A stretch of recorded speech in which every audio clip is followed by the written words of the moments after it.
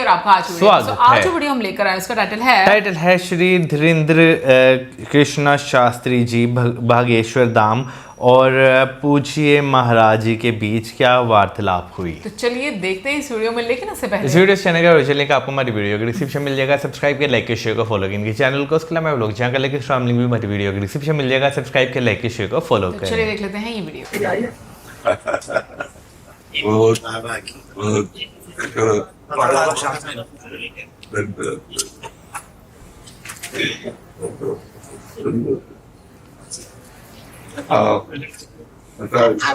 आप विराजो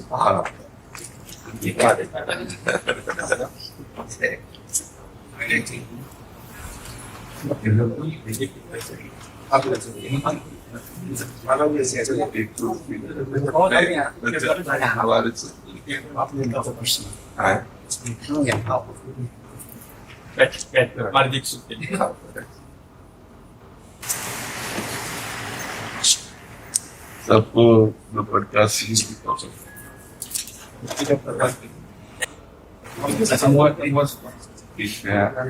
खूब कृपा है, कृपा। माया जाल में फंसे थे, बम्बई में रहते हैं। भगवान के पार्षद तो माया जाल मुक्त करने जाते हैं, माया में घुस के जीवों को माया मुक्त करने जाते हैं। हाँ, तो आप भगवान के पार्षद हैं, हमारे ठाकुर जी के निज जन हैं।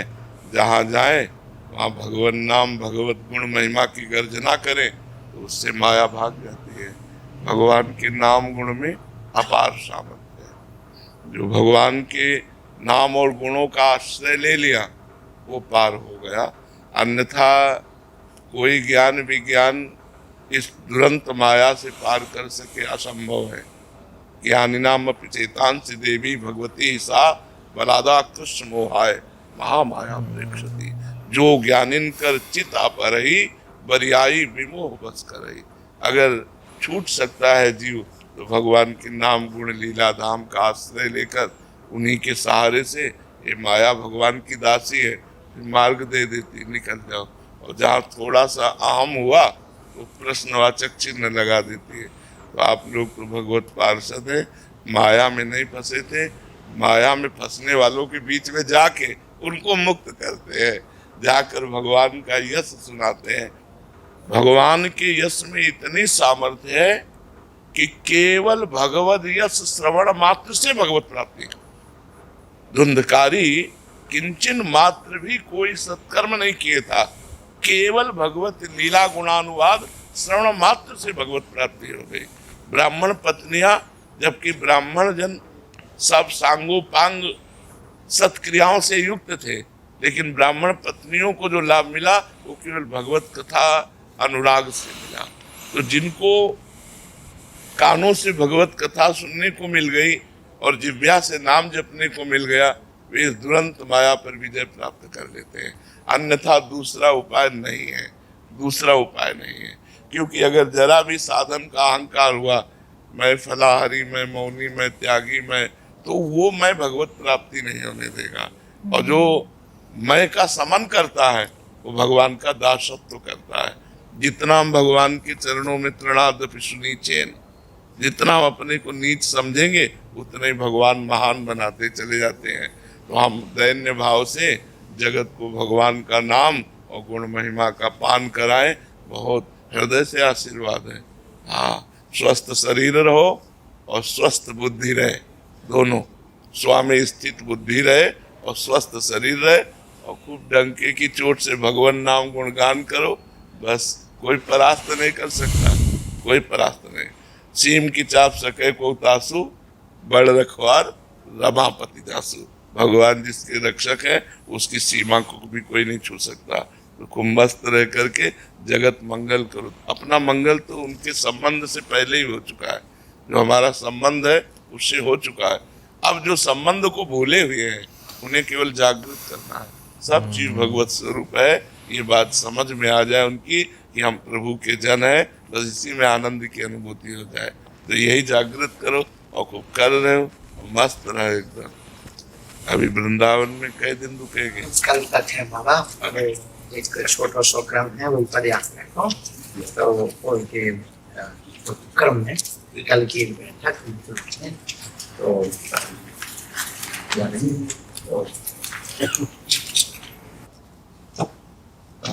सनातन एकता यात्रा दिल्ली से वृंदावन के लिए पैदल यात्रा करेंगे, मतलब सभी को जोड़ते हुए, ऐसा आपका? हाँ बिल्कुल बिल्कुल। सनातन ब्रह्म है, सनातन वायु है, सनातन सूर्य है, सनातन आकाश है, सनातन भूमि है। बिना सनातन की किसी की सत्ता ही नहीं है। जो सनातन धर्म है उसके बिना किसी की सत्ता ही नहीं है। यदि हम निष्काम भाव से भगवत प्रीत्यर्थ इस बात को, तो कहीं भी कोई भी हो उसको जुड़ना ही पड़ेगा, क्योंकि वायु से जुड़ना, सूर्य के प्रकाश से जीना, आकाश के नीचे रहना, धरती में रहना, ये सनातन में ही रहना है। ये सब सनातन ही है। ब्रह्म स्वरूप सनातन है।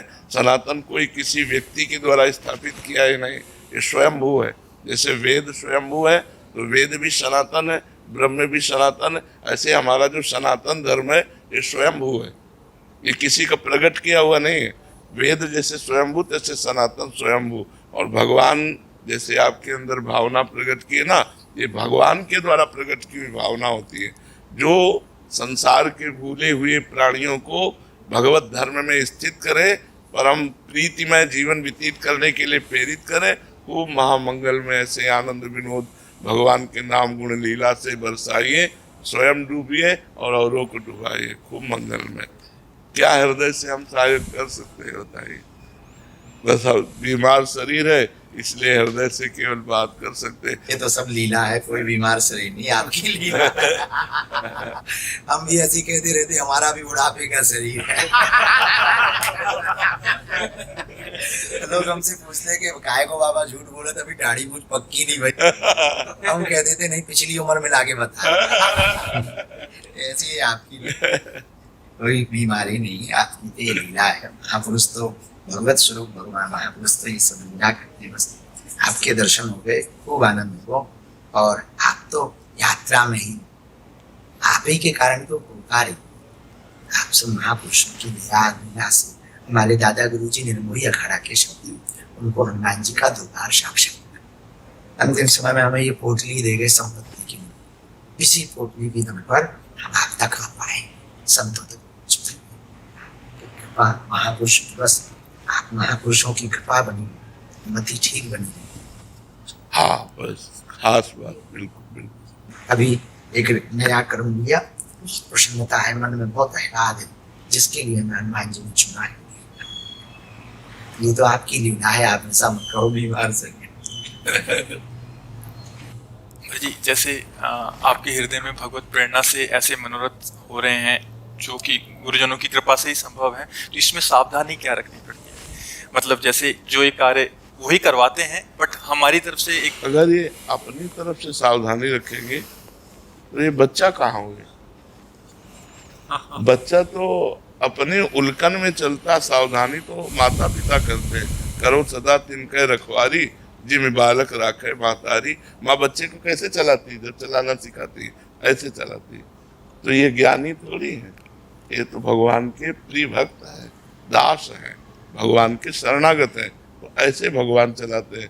सावधानी तो भगवान रखेंगे, ये तो बेपरवाही से चलेंगे। बच्चा तो बेपरवाही से चलता, सावधानी तो माता पिता को कर ली। हाँ तुम्हारे बल हम दरपत लाए, हाँ उनका बल वही सुरक्षा करते। हाँ सावधानी बस यही रखनी है कि हम बच्चा है, बस हमारे दिमाग में बना रहे कि हम किनके बच्चा है। आजाद पक्ष आयु मातरम।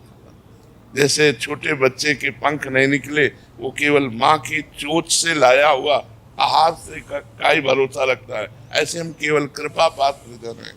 हम में कोई साधना का बल, हम में कोई ज्ञान बल नहीं है। हम केवल मेरे बल सी वृंदावन रानी, जाहि निरंतर सेवत मोहन, बन विनोद सुखदानी।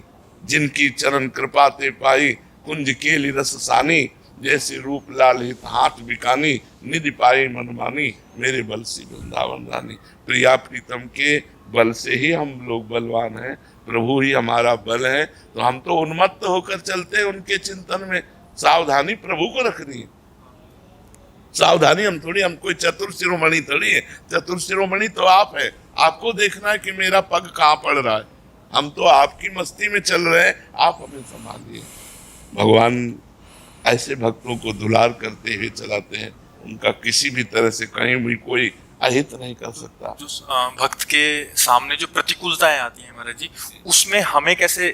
प्रतिकूलताएं आती है हमें ये परिपक्व मुश्किल करने के लिए, है ना। और सामने प्रतिकूलता देते हो, अंदर विज्ञान देते हैं, विवेक देते हैं। उसमें कोई सिखाने पढ़ाने की जरूरत नहीं है।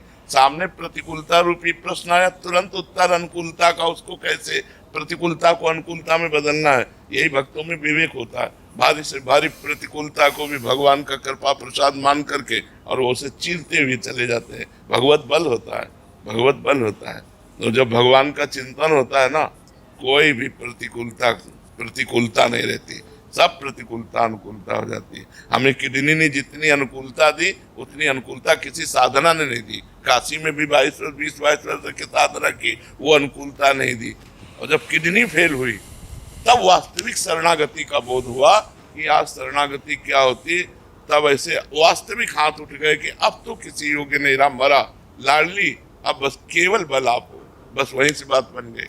बात जो बनी वो साधना से नहीं बनी, वो बात बनी जब साधना का अहंकार नष्ट हो गया। मैं ये साधन करता हूँ, मैं ये साधन करता हूँ, अगर साधने लायक नहीं रहा शरीर, तो इससे हम पास हो गए, हम पास हो गए। बस यही हमारी जन्म जन्म की बिगड़ी बन गई। अब तो कहते हैं बार बार जन्म हो और हर बार जन्म से ही किडनी फेल हो और प्रिया प्रीतम की ठसक में रहो, इससे कोई फर्क नहीं पड़ता। हमारा चित्त प्रिया प्रीतम चुरा ले, इससे बढ़कर कोई लाभ नहीं है। और वो तभी चुराए जब हम किसी योग्य नहीं रहे, जब अंदर से आया कि अब तो गए, अब किसी योग्य नहीं रहे। वो बात कैसे बनेगी? जब लाडली जी ने कहा मेरे लिए ही तो मैं बनाती हूँ बात, वो बना रही।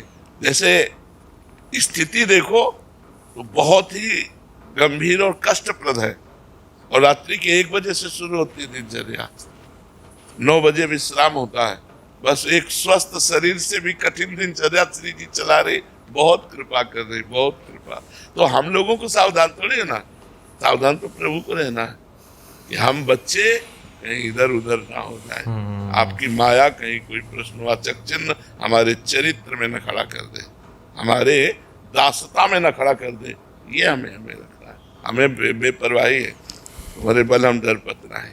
हरिवंश भरोसे भय निडर, नित गर्जत हरिवंश बल। हमारा कोई बल है, हमारा बल आप बल है। और आप बल फिर कोई परेशानी नहीं फिर कोई परेशानी नहीं। सियाजू से हनुमान जी कह रहे कि माँ प्रभु ने आदेश नहीं किया, नहीं तो राम बल से कहता हूँ इस दस्कंदर को थप्पड़ मार कर इसको गिरा के इसकी स्त्रियों को बंदी बना के और आपको साथ लेके अभी रघुनाथ जी के चरणों में चला जाता, पर प्रभु ने आदेश नहीं किया।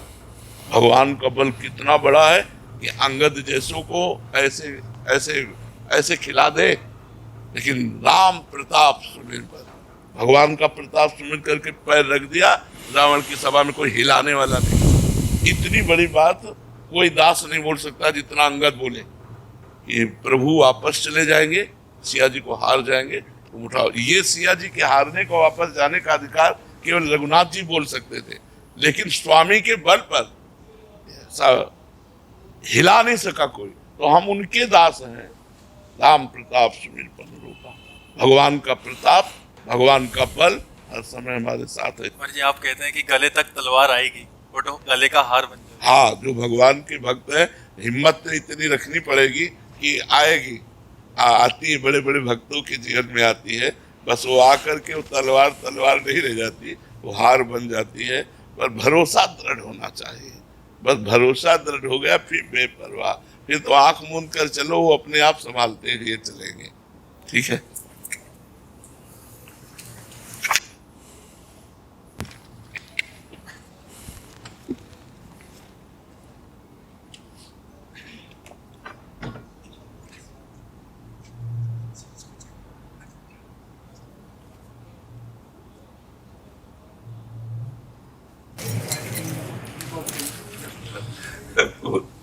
जीवन रहे कि न रहे, मिलन हो कि न हो।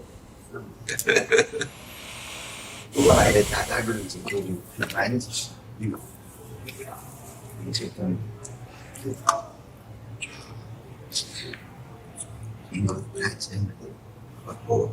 जब ये साथ है तो शायद मुझे लग रहा है